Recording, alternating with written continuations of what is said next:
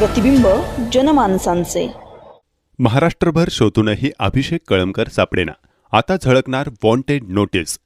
महिला अत्याचार प्रकरणातील आरोपी तथा अहिल्यानगरचा माजी महापौर अभिषेक बाळासाहेब कळमकर याच्याविरुद्ध न्यायालयाने भारतीय नागरिक सुरक्षा संहिता कलम 84च्या अंतर्गत कारवाईस मंजुरी दिली आहे.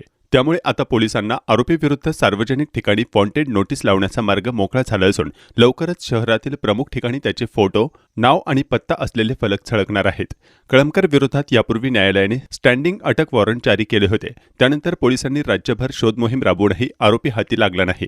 सतत फरार राहत असल्याने त्याला घोषित गुन्हेगार ठरवण्याच्या प्रक्रियेला वेग देण्यात आला असून त्यासाठी पोलिसांनी न्यायालयात कलम 84 अंतर्गत अर्ज दाखल केला होता. न्यायालयाने हा अर्ज मंजूर करत पुढील धडक कारवाईस हिरवा कंदील दिला आहे.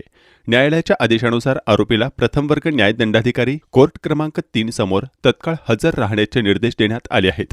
जाहीरनाम्यानुसार दिलेल्या मुदतीत तो हजर न राहिल्यास त्याला फरार आरोपी म्हणून घोषित करण्यात येईल. त्यानंतर त्याच्या मालमत्तेवर जप्तीची कारवाई करण्यात येणार असून पोलिसांकडून शहरासह इतर ठिकाणी त्याची माहिती जाहीर स्वरूपात प्रसिद्ध केली जाणार आहे.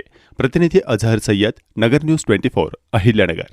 अहिल्यानगर शहरातील महत्त्वपूर्ण अपडेट जाणून घेण्यासाठी नगर न्यूज 24 या यूट्यूब चॅनलला सबस्क्राईब करा.